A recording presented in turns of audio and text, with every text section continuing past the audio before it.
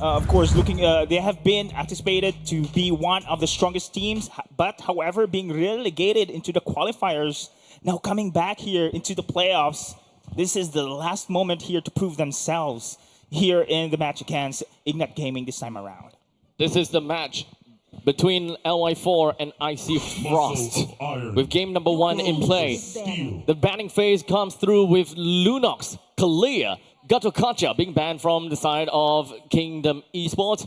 And from Ignite, they have taken out the Juicin, CC, and Baxia. Okay, Yisun Shin is pretty much open here. It is also one of the first pick here, but instead, Akemi this time around. Now we have seen quite a change here compared to game 1, right? Yep. Now, drafts-wise, ban-wise, it's totally different here between these two. Now, Kimi priority here for the side of Kingdom Esports. You highlighted this one, Abstract, that the mid priority is very important, especially controlling the side lanes here. Now we have the broken walls into our map. You need also to be aggressive here. So having a Kimi in the middle lane has the range, has the harassment, can also have the mobility synergy here for those aggressive roamers. Now the question is if whether the mid lane is going to be that aggressive. Because Hylos, okay, so it has already been taken away from the side of IG, right? Because Kimi plus Hylos is actually a notable combination in middle lane where there is a lot of damage over time. In the early stages, damage over time is actually a very strong component in wave clears as well as poke damage to the opponents that it becomes invisible impact. But that has already been taken away as Hylos and Lancelot is going to be the first and second pick over to the side of for the side of Ignite. Okay, yeah, but for me, I didn't expect, of course, a Hylos being prioritized here for the side of IG. But me neither, yeah. Yeah, really interesting. There you go. The Grok right now. I thought this is going to be a pick here for the side of IG. We've seen Rapidot on the Grok, and instead they want to have this sustainability in. But having a Kimi, having a Grok, having a Yisun Shin, we've seen how this power spike in the early stage of the game, having those early kills or this early objective takedowns can really snowball their potential. So Gatokacha is already out of the question, being taken away almost immediately. So giving the Yve over to IG is actually a pretty darn good thing for, well, IG themselves. Because there isn't now any heroes that can realistically yoink Eve out of the real world manipulation.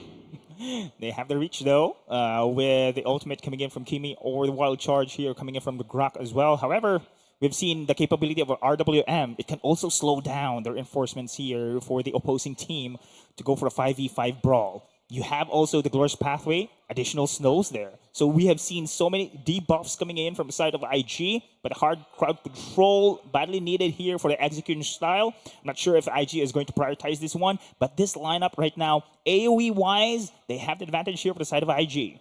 And of course, we're still going to be looking out for potential picks and bans going through. But let's run this down real quickly, right? Kingdom, they're lacking of the side leaders, which could definitely go for either or situation. They can go for double fighters or they can go for triple marksman game because they already have a Kimi. Yep. So if whether they want to play in the early game, which is something that Grok can bring in because Grok does deal a lot of very early game damages as well. So they're not particularly afraid of that early game matchup. Understood. So Grok having a broken walls as well. So early game matchup, power is there. So they are now prioritizing here for the side of IG to take down this Ruby here, which is badly needed also to stop the Lancelot's progression here, or the iframes rather. Here, this is one of the lacking potential I can see for the side of Kingdom Esports because you need to commit your ultimates here in order to go for those heavy crowd control potential for the side of Kingdom Esports. You think Cho will be viable here? Side lane? Cho for KE? IG? No, KE. KE. No, I don't think so. Yep. With his Alice Mainly here they side. lack the burst. Yep. I would say they lack the burst, so they can't really make full use of a pick-off composition. This is more of a front-to-back composition for the side of KE. They will be able to deal with the front faces first and then slowly move on to the back kind of thing. So someone that shreds is definitely going to be useful, especially since they have to go up against the Alice. Yeah, was about to ask if Baksha is available. It has already been banned here with the side of IG. Now having Alice here, there's going to be nuisance indeed against the side of Kingdom Esports here. Yes, they do have the early damage here, but the sustain is great as well for the side of IG. Now they're lacking first, which I've mentioned here. Arlott and Granger, rather. So that is going to be a triple marksman. Yep. We're expecting here for the side of Kingdom Esports. It is also one of their advantage if they have the itemizations also being locked in, especially during the later stage of the game. Okay, so with that all said, we have the entire lineup coming in from Kingdom Esports, leaving up the X Factor for the gold laner over to IG. Technically speaking, if they want to play that the Alice in the gold is possible, but I don't think that they will go that way. At this point in time, there's a lot of magic damage dealers on the side of IG, and the way that they have kind of paved themselves is that they do have got a pretty decent mid. Okay, they are actually going to put Alice in the gold lane then. Yep, Alice in the gold. Yeah, it is actually Cho for the side of IG. Wait.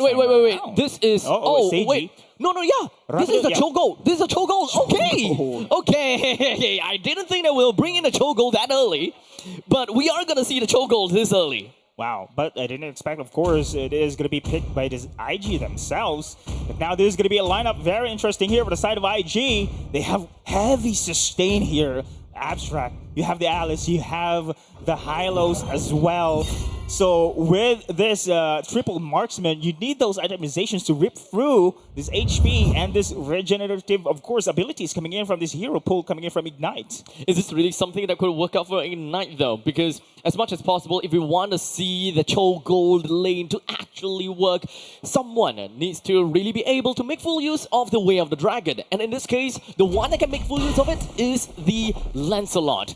But peak performance from the Lancelot needs to be there. Yep. We need the power up from the Lancelot to really make full use of all of that. And timing with the waves is also another thing that comes into the equation. It's kind of, with this lineup coming in from Ignite, it's kind of tricky to maneuver. It's a very difficult lineup to pull off. Very challenging indeed. You need those highly mechanical timings here to execute this proper. Speaking of which, the Nature's Barrier stops Rapidude from running away.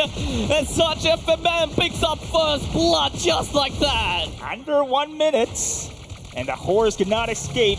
Kingdom Esports here now setting the tempo, having the first kill into their favor, and you don't want that to happen with the side of Ignite Gaming, but still, they want to be very aggressive. It shouldn't be too big of a problem. Even though Kingdom Esports is trying to be extremely aggressive right in the face of Ignite, Yon, understandably, as the Yisun Shin, should be able to wave clear, or rather clear the creep waves in the jungle way faster than a Lancelot.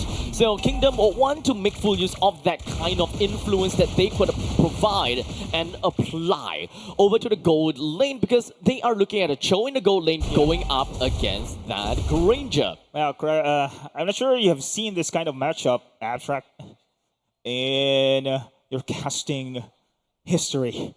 The Cho versus the Granger. In terms of casting history? No, not first time yet. I've seen as well, actually. Oh, but hold that thought. This is going to be very aggressive here. Yep, immediately it's just going to be played, and Rapidude finding themselves in such a tough spot as Lolzy built up an amazing Guardian's Barrier, knocked them all over to the wall, took a chunk out of the damage. What did I say about the early damage coming in from a Grok? Exactly. This is what I mentioned as well, that this is one of the most contested roamer heroes here. It can only show a punch rather, and Seiji very low as well. He's level 4 though. Doesn't really matter at all. Seiji, what a sidestep, kicks him right back into the lane. Yeah, forces his Way of the Dragon there, but then on the other side of the map, it is going to be Ignite Gaming securing that neutral objective themselves. Unfortunately for them, 0 kills at this moment, but Kingdom Esports tries their way here for being the aggressive team here. Incredible damage in the early stage of game.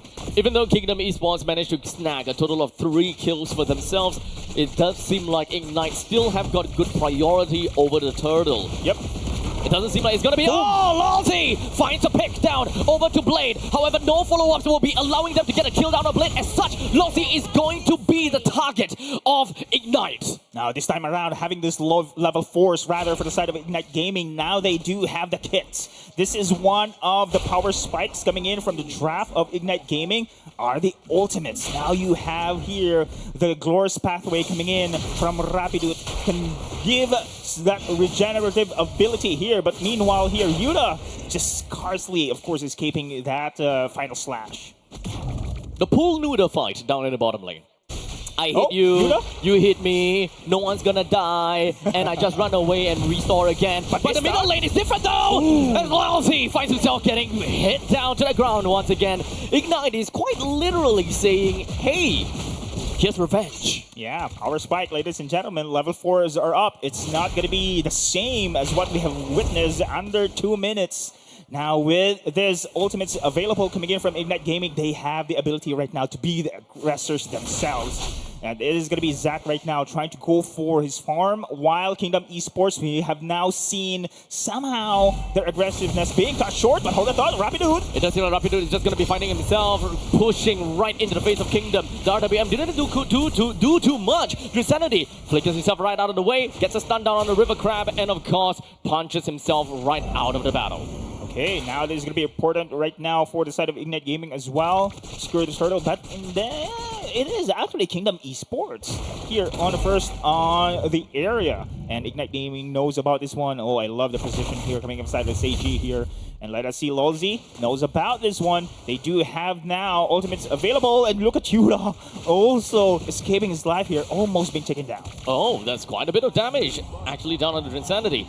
Arlott is not exactly a hero that have much forms of sustainability, but regardless, this doesn't seem like a fight that Ignite Gaming wants to put themselves into, as such, giving one turtle away to Kingdom Esports. All right, I'm actually curious what is going to be the itemization coming in from Insanity here on his Arlott. Is this going to be a damage build, or is going to be a meta tank rather build here coming in from his Arlott? But so far right now, being aggressive here, I suspect he is going to go for aggressive play. And there's a Whale Dragon connected down on the ground. However, like I said before, they don't have a lot of people that can follow up after that Way of the Dragon. It was a pretty nutty kick though. However, not quite enough to do too much in that previous fight. As such, it was a wasted fight from Ignite Gaming as they yields away and loses out the T1 turret down at the bottom. Oh wow, look at how Kingdom Esports taking the attention away from the split push here on the bottom. Ignite Gaming here sacrificing, of course, that lane. I'm not sure if they are aware for this one, but the creeps are still moving forward here. This is really now difficult for the side of Kingdom Esports if they are going to lose that lane on the bottom. There's some annoying tickling down onto Yuta. In fact, Yuta has been dropped to critical HPs for many times already, but haven't really seen a single death just yet. He's always been above ground, not sent down under just yet. But speaking of down under, it seems like someone is gonna go down under. Or maybe not. Maybe not. Indeed. It is a show after all. Still has the mobility there, but look at it here in the map. It's always the priority here on the top side. Both teams here trying to prioritize this one, and now the Lancelot on the other side of the map as well. 20 seconds until the next turtle objective will spawn here in this game. Is that level 7 already? Is that an Oracle building up for the Arlott? I think that's an Oracle that is building up for Arlott actually. So far. Yeah, so playing around with more sustenance. I think that's gonna be for him. So in the end of the day, it's more about bruising and defense instead of pure damage. So that is the direction that what Drinsanity is trying to go for. Anyway, they do have triple marksman into their draft, so the damage will be there, especially during the later stage of the game. And now, Turtle is not yet easy for the side of Kingdom Esports to grasp here as Ignite Gaming trying to control this area as well. Now there's going to be a transition here to the bottom side. Look at Drinsanity here, providing the space. Final Slash has been used as well. That's very bold, as now the Final Slash used right up, but the main thing that they managed to catch is going to be Yuta. Not great, but at least Zach, with a cross-map play, managed to find 1-for-1 trade. They lost the turtle, but at least they took the top lane T1. Yeah, this time around, of course, they have bursted down Yuta there, but so many resources has been used. But then again, the turtle has been taken into their favor as well. So now Ignite Gaming It's pretty even here against the side of Kingdom Esports, but look at the invasion. Oh, the mid lane priority we're talking about. Oh, Zach is not looking great at all. We do have a flicker from the side of Insanity, but no follow-up shortly after. Seems like he wanted to go for the final slash, but it didn't quite work out well. But here we have Lolzy blocking off the escape route, but not that it's going to be a problem at all. As now Rapidude hopes to be able to get himself away. He did manage to, though, as the stun right down onto Yuda as he flickers himself away to safety. Wow, actually, I was looking for Sage's position here. Unfortunately, he didn't go for the flanking maneuver, and I thought he will be targeting the marksman of the back lines. So it was still a win for the side of Kingdom Esports here. Having this taking away rather the mid tart against Ignite Gaming, they will open up a lot of mob pressure here against Ignite. Yep, we do have the War Axe that is built up by the Cho already and slowly building up to the next item real soon. And currently with 4,700 gold to his name, and for Lancelot with 4,900 gold. Unfortunately, Yu Sun-shin already have the snowball to his name, and this is not going to be too good as well, right? Because Yon is painful. And I think he will do quite a number over to Zach. And good iframe. Seiji misses the flicker plus stomp combination. Insanity looks up for the final slash. Didn't do too much at this point in time, but Yuda takes the front line. Lolzy misses out and did not hit down when it comes down to the wild charge. But that is still more than enough for them to pick up 2 kills for themselves. Oh man, Kingdom Esports, beautiful positioning there. Ignite Gaming, and I thought they can manage to take a counter attack, but it is actually Kingdom Esports turning the tables around. It is incredible here and how they may manage to take away those positions coming from the side of Ignite Gaming. Lolzy here spearheading this push already here into the bot side. As now Ignite Gaming is starting to slowly losing out real estate. They do not have the purple buff for themselves. And with Lancelot losing that out, is going to take a real difficulty. Or rather, it's going to be real difficult for the Lancelot to do anything from this point on. Oh, bottom side. It is now going to be difficult indeed for the side of Ignite Gaming here. Plus, the Lord has been taken into the favor of Kingdom Esports. Remember, 3 marksmen here. This is a draft lineup coming in from Kingdom Esports here. They have the advantage when it comes to the later stages of the game. Ignite Gaming must find a loophole here. How they'll be able to go for the kills. CG, it's not that easy for him to go down. He's relatively tanky at this point in time, so he's not too afraid. This is a very divey lineup from Ignite, but so far, they haven't exactly committed themselves into a full-fledged fight just yet. Yeah. And I can totally understand that, because they don't actually have enough damage. Exactly, damage is not there. Yes, they are very tanky, heavily sustained, but without those kills, they cannot manage to stop Kingdom Esports, especially now the siege is upcoming on the bottom side of the map. Outer turret's gone. Here comes the siege. Ignite Gaming, prepare to brace. The Lord now prances down the bottom lane with the spiraling trident, knocking down the T3 turret. The Lord slowly marches his way into Ignite Gaming's homes. This will buy enough time for the mid wave to push right in. Traction Pulse did land, but it is more of a zoning tool in order to get a little bit more push down in the middle. However, Ignite Gaming, they managed to clear out the wave in the middle line within no time at all. Oh man, Abstract, they cannot do anything there. I mean, the Lord was just really pushing on the bot side. They must find a way. Again, we have mentioned when it comes to 5v5 fights, they have so many AoE's capability here. They have to rely so much for Zach to go for the kill potential. But then this is upcoming siege once again on the top side. The wave clearly strong though, but that is gonna be a 5-man coming in from Ignite Gaming as it prances right in the face of Kingdom. They want to get more blood as they smell blood in the water. Seiji moves on forward, wait on the dragon, connects out of the yard. However, he finds himself losing his health, picking up on a double for Yawn. Wow, what a beautiful Throne of Ruin initiation coming in from Utah there. That was incredible on his Alice. And that was a surprise. Also, skirmish play coming in from Ignite. That is the best you can do in that sequence already against Kingdom Esports. But then again, much of the teammates here for the side of Kingdom Esports managed to go back away. So this is still a threat coming in from the side of Ignite Gaming. There's still hope here, but at this moment in time, they still need to double down here for the finishing blow. Zach is one. Who else needs to step up? Blade is here as well. Good defense coming from Ignite. Even though they are 7,300 gold down from Kingdom. They can still slowly scale their way through because it is still a slightly assassin-style kind of gameplay with the Lancelot and to a certain extent having that show as well. Correct. However, I think that stickiness is a problem for Ignite. They can't stick in a fight for long enough, except for the Alice. Alice is the only one that can really just stick around in the fight. But with all these passive damage coming in from Kingdom because of the presence of triple marksman, skills on cooldown is actually not going to be a problem at all, while it is the case for Ignite. Yes, which is why all of their ultimates, the execution and how they're going to go for this high ground defense is very crucial right now. Now this is an Evolved Lord that we're looking here on the bottom side of the map. Now Kingdom Esports, we've seen that skirmish play, the defense coming in from Ignite. Will they be able to do it again? Oh no! Seiji has been caught. The thing is, it's gonna be too big of a problem, as it shouldn't post right out of there. Remember, Ignite have got a timer in team fights, and they need to get a good fight. So it's all up to Lolzy to disengage the fight properly in order to waste some of these resources from Ignite Gaming as they manage to find something on the Rapidude. As Blade opens up the RWM, the rest of the members coming from the side of Ignite Gaming just going to be putting themselves right in the face and on the back of Kingdom Esports as well. They now will deal with the Lord, with the core currently down to half HP. Yon takes out a kill onto Seiji. One of the main damage dealers is already gone as the Nature's Barrier pops up right in front of Yuda, allowing Yon to pick up yet another one. Double kill, credited over to them, while Zach pushes himself all the way to the back. Zach!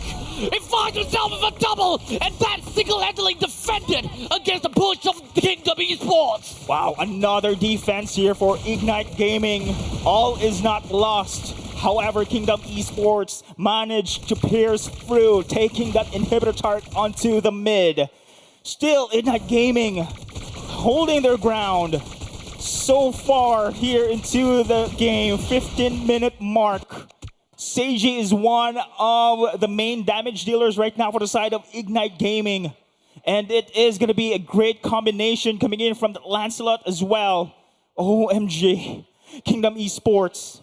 They need that Lord. They cannot do recklessly here, go for the siege without that Lord help. And now Ignite Gaming.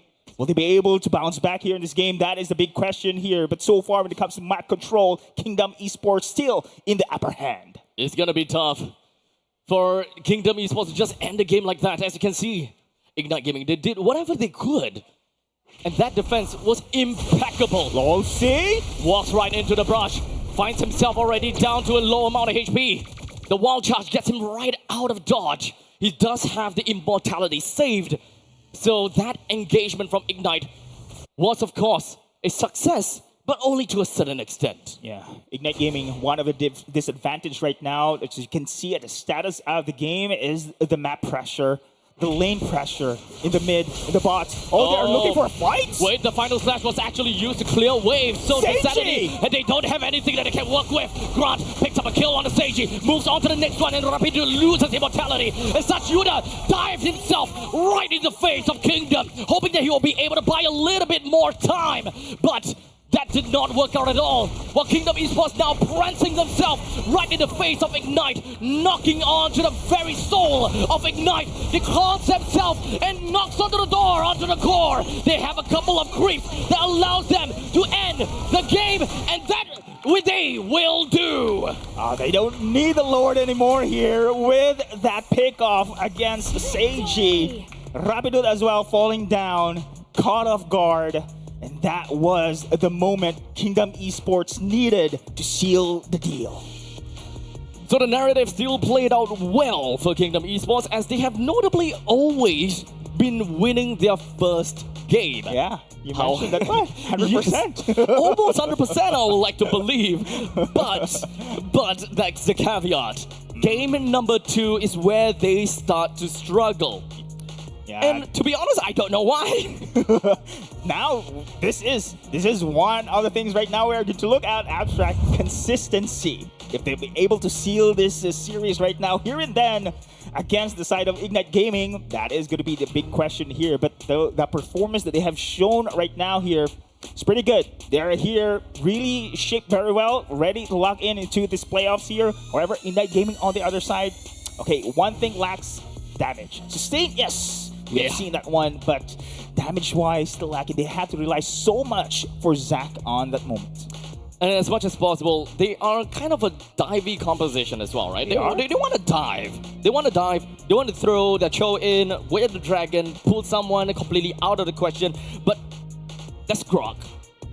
That's a Grok. I think Grok is the hero of the series. Great game 1 still is, now game 2 as well. But then again, here's our MVP of the game. It is none other than FMM on the Kimi. Man, mid lane priority, it is one of the things here for the side of Kingdom Esports. Incredible damage, performance rather, kill participation here, 100%. It means only one thing, that he is present all of the team fights. 5 kills, 10 assists. You can't start a fight without FMM. Yep. And it makes sense, right? The mid laner with the crazy amount of, I would say, participation, with great amount of influence throughout the entirety of the map, with a total of 11,000 gold in favor for FMM. This triple marksman lineup pretty much tells the tale that of what we wanted to hear. Yeah, man, this is just insane coming in from the side of Kingdom Esports, and I thought that they needed so much time to scale. Well, we reached 16 minutes, to be fair. But then again, they have secured the map control already less than 14 minutes, less than 30 minutes here against the side of Ignite Gaming. And now on the other side, they have so many utilities here on the side of Ignite Gaming. But then again, Zach can do so much. We have seen, of course, Seiji trying to wrap up the damage as well. As you can see, he has the War Axe, he has a Malefic Gun here as well. Endless battle. But surprisingly, not a single kill here into his KDA. So it didn't really quite work out too well for them. And I find that to be kind of unfortunate, because this is a triple marksman game. You have 3 targets that you can realistically be able to catch, right? Squishy targets. Squishy targets. Yep. You can, of course, find it a little bit difficult to catch on the FMM purely because of the Purify, but catching on the Grunt is not exactly an out of a question kind of thing. Or perhaps even Yawn. The only problem is that they have got mobility skills, right? Yep. They still have mobility skills, they can kind of dash out of the way. So if there's anything that is very, I would say, it's too easy to expect, then I don't expect SAG will be able to get a nice kick through. We've seen that one. But, and what a great play, rather, for the side of Ignite Gaming. The combo wombo that we have seen so far. Throne of Ruin with a follow-up here with Blade on his RWM. Fortunately, man, it was already in the later stages of the game here. The itemization is already here for the side of the triple marksmen coming in from the side of Kingdom Esports. Now, the question is, will they be able to seal the deal?